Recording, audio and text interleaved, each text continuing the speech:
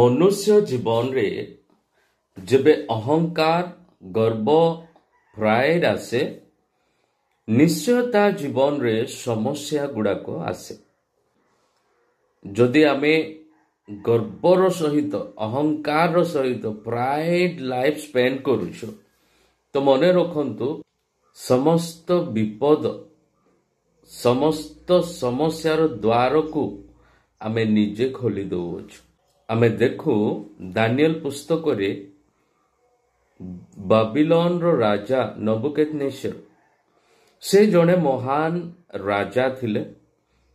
तांकर राजत्वर समय रे से बहुत विषय अचीव करथिले, किंतु से निजे कौन कहू अछंती आपण माने जदि स्टडी करिवे दानियल पुस्तक तार 4 अध्याय 30 पदरे निजे राजा कहंती मु मोहर बलरे मोहर प्रभाव रे मु एही राजधानी को निर्माण करियोछि।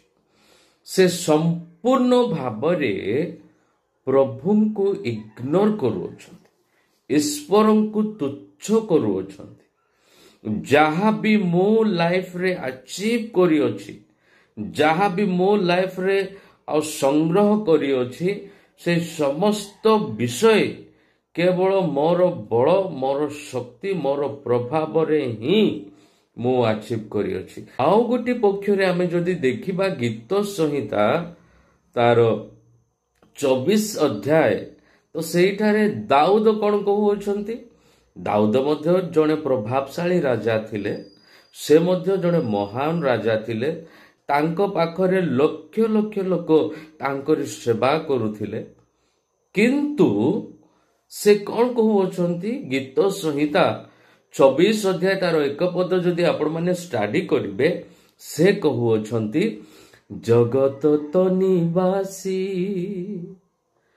सदा प्रभुंकर प्रशंसा गान कर। से कहू अछंती पृथ्वी और तहिर पूर्णता जगत और तोहर निवासी समस्ते कौन प्रभुंकर सृष्टि।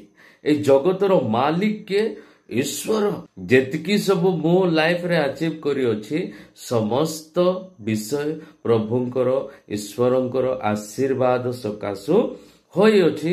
प्रभुंकर प्रशंसा हो। जेबे लाइफ रे प्राइड आसुछि आपण माने श्योर हे जानतु कि आपण माने समस्त विपदर द्वार को उन्मुक्त करि अछंती, खुला करि अछंती। आ दिने आपण मानकर प्राइड आपण मानकर जीवन को आपण मानकर जेते विषय अचीव करि अछंती से समस्त विषय को ध्वंस एवं नष्ट करिदबो।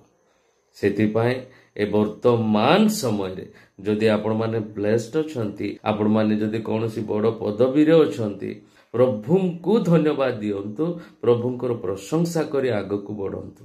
ए समस्त विषय जहाँ मो पाखरे अछि केवल प्रभु ही मते प्रदान करि अछंती। ए समस्त विषय केवल प्रभुंकर। तेबे प्रभु आपण माननकु आहुरी आहुरी आहुरी अधिक आशीर्वाद करिवे। प्रभु आपण माननकु आशीर्वाद करंतु। आपण माननकु समस्तंकु ए चेतनार वाक्य दियंतु कि आमे गर्व न करी निजको नम्र एवं नत करी आगकु आम निज जीवन को गति करिबा।